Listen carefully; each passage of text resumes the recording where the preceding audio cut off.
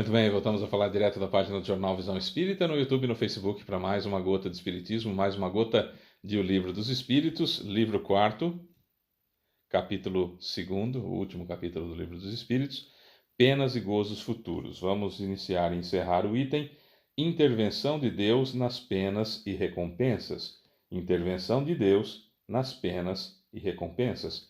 Questões 963 e 964, além de uma explicação de Kardec, 963 e 964. Nosso último estudo de 2023, hein? Aí só no ano que vem que nós vamos ler Natureza das Penas e Gozos Futuros. Estamos encerrando, hein? O Livro dos Espíritos, hein? Ó, tá acabando, tá acabando. Vou me lembrar com muito carinho de todos e cada um de vocês. Intervenção de Deus nas penas e recompensas. Questão 963. Deus se ocupa pessoalmente de cada homem. Ele não é grande demais e nós muito pequenos para que cada indivíduo em particular tenha alguma importância aos seus olhos? Olha que pergunta fenomenal.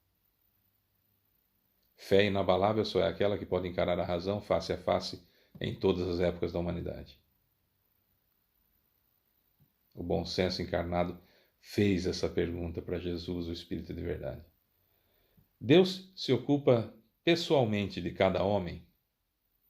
Ele não é grande demais e nós pequenos demais para que cada indivíduo em particular tenha alguma importância aos seus olhos? Resposta: Deus se ocupa de todos os seres que criou, por menores que sejam. Nada é pequeno demais para a sua bondade. Dá um alívio, né? Aquilo que eu falei no dia 27. Foi dia 27? Foi. Da questão 957 sobre suicídio. Está respondido. Tudo aquilo que eu falei, aquele monte de coisa que eu falei lá, 20 e tantos minutos que eu falei naquele vídeo, está aqui, ó. Deus se ocupa de todos os seres que criou, por menores que sejam. Nada é pequeno demais para a sua bondade. Dá um alívio gigante. 964. Deus tem necessidade de ocupar-se de cada um de nossos atos para nos recompensar ou punir? A maior parte desses atos não é insignificante para ele? Resposta: Deus tem leis que regulam todas as vossas ações. Se as violais, a culpa é vossa.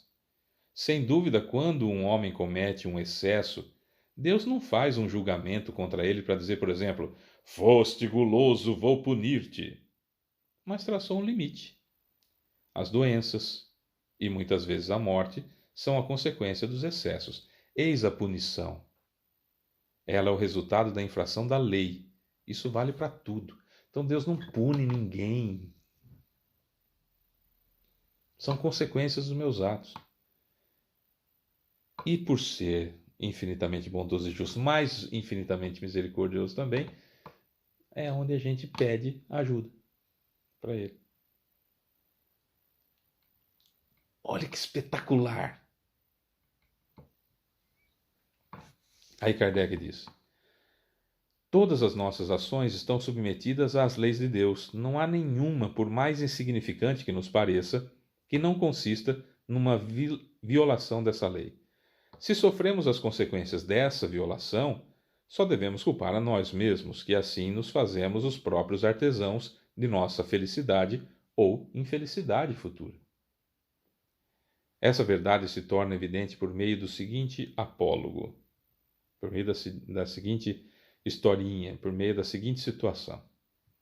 Um pai deu a seu filho educação e instrução, ou seja, os meios para saber conduzir-se. Ele lhe cede um campo para cultivo e lhe diz: aqui está a regra a seguir e todos os instrumentos necessários para tornar esse campo fértil e assegurar tua subsistência. Dei-te a instrução para compreenderes essa regra. Se a seguires, teu campo produzirá em abundância e te proporcionará e proporcionar-te-á, é uma mesóclise, proporcionar-te-á repouso nos dias de velhice. Se a desprezares, o campo nada produzirá e morrerá de fome. Dito isso, Deixo-o agora agir livremente. Certo? Não é verdade que a produção desse campo será proporcional aos cuidados prestados à cultura e que toda negligência prejudicará a colheita? Portanto, em sua velhice o filho será feliz ou infeliz, conforme tenha seguido ou negligenciado a regra traçada pelo pai. Deus é ainda mais previdente, pois nos adverte a cada instante se fazemos bem ou mal. Envia-nos espíritos para inspirar-nos, mas não os escutamos. Há também a diferença de que Deus sempre dá ao homem recursos em novas existências para reparar os erros passados, ao passo que o filho de que falamos não tem mais essa oportunidade e se empregou mal o seu tempo. Mas veja, falar que Kardec é brilhante é praticamente um pleonasmo, é redundância.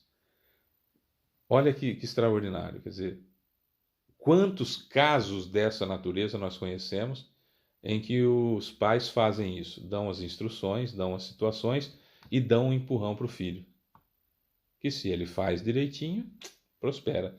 Se ele não faz direitinho, ele sucumbe. Não foi culpa dos pais. Ó, tá aqui, é seu. Quantas e quantas empresas nós conhecemos que quebraram depois que os filhos assumiram? Embora fossem preparados para isso, mas negligenciaram. Não é? Quantos e quantos casos nós conhecemos isso? Tinha um dono da empresa, o sujeito morreu, os herdeiros assumiram e a empresa quebrou. Foi dada instrução, foi dado tudo, você fez, a culpa é de quem? A culpa é de quem quebrou a empresa, não é do pai. Assim somos nós. Eles nos dá todas as condições. E nós respondemos pelos atos daquilo que a gente aprendeu, daquilo que a gente tem. Certo? A diferença é que Deus dá outras e outras e outras chances e nos permite a aproximação espiritual superior para nos recolocar no caminho ou para nos tirar da aflição que nós nos encontramos, para não ter que responder por aquela situação que nós estamos passando agora, para respirarmos, reerguermos-nos, fazermos o certo e lá na frente reparar o erro que a gente cometeu. Deus não quer que a gente sofra, põe isso na cabeça. Deus não quer que a gente sofra e não vai dar nada do que eu não mereço. Eu até gosto muito de um vídeo do Divaldo Pereira Franco que ele fala assim, há pessoas que me dizem, nossa, Divaldo, eu tenho muito mais do que eu mereço, Deus me dá muito mais do que eu mereço. E eu falo, hipócrita, Deus não erra. Como que Deus dá mais para você que você não merece e nós que merecemos tanto não temos? Deus dá exatamente aquilo que a gente merece. E nós merecemos moratória porque Ele é Pai. Numa acepção da palavra que nós ainda não conseguimos entender a grandeza. Põe isso na cabeça. A vida vai ser muito mais simples se você fizer assim. Muito mais simples. Deus não tem um caderninho que vai te jogar no inferno porque você fez uma bobagem. E Ele não tem um caderninho que vai falar assim, uhul, esse vai vir para o céu. Mais um para o céu. Tem uma história, por exemplo, uma história religiosa que diz que o diabo procurou Deus. Olha o absurdo. O diabo procurou Deus e falou assim, então, você gosta dos humanos que estão lá na Terra, né? Eu vou tomar todos eles para mim. Se eu conseguir fazer com que todos eles sejam maus, quer dar a mão aqui numa aposta para mim que se eu conseguir fazer, que eu consigo fazer todos eles ficarem maus. E se eu conseguir, eles são meus, você não interfere. Agora, se um deles não sucumbir a mim, eu devolvo todos os outros para você. Olha que audacioso que é o diabo. Ele vai falar com Deus. Primeiro que o diabo não existe, né? Mas enfim. Ele vai falar com Deus para colocar nós numa aposta e Deus aceita. Então o diabo chega para ele e fala assim, ó, eu posso provar para você que esses seus filhos aí, ó, não dão nem bola para você. eu vou converter todos eles a mim. Se eu fizer isso, você não interfere, você não põe a mão? Aí Deus falou, o que eu ganho? Se que seja, se que seja, não sucumbir a mim, eu devolvo todos os outros para você. E não interfiro mais. Deus deu a mão para ele e falou, negócio fechado. Quanto tempo? 100 anos? Beleza.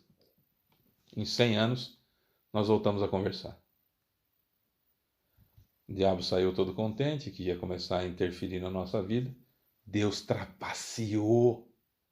Olha a ideia, né? Religiosa. Deus trapaceou, chamou Maria e falou, olha, vai lá, aparece com umas crianças lá e salva pelo menos um. Se a gente salvar pelo menos um, todos os outros estão salvos.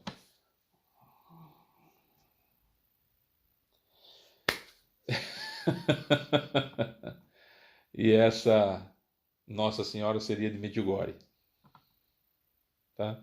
Na Iugoslávia. Olha o tamanho do absurdo que se cria para explicar a maldade. Qual foi o efeito reverso que isso teve na humanidade? Bom, já teve quem se salvou, nós estamos garantidos, o diabo perdeu, eu faço o que eu quero, sigo a minha vida da forma que eu quiser, faço o que me der na cabeça. Quando eu morrer, eu vou para o céu mesmo. Foi isso que aconteceu. A moral do mundo fez assim. Por causa de uma tolice dessa.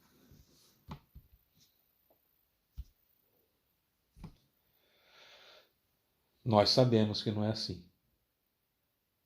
Talvez fosse interessante que nós passássemos isso adiante para o máximo de pessoas possível.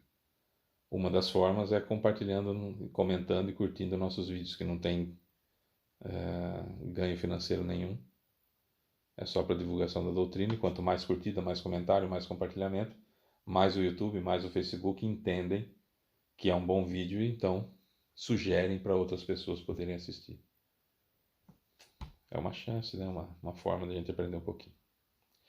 É isso. Eu sou o Fábio Pereira, essa é mais uma gota de Espiritismo, a última de 2023. Agora a gente só volta no dia 2 de janeiro de 2024, se Deus assim o permitir. Fiquem com Deus. Bom ano novo para todos e cada um de vocês. Tchau, até lá.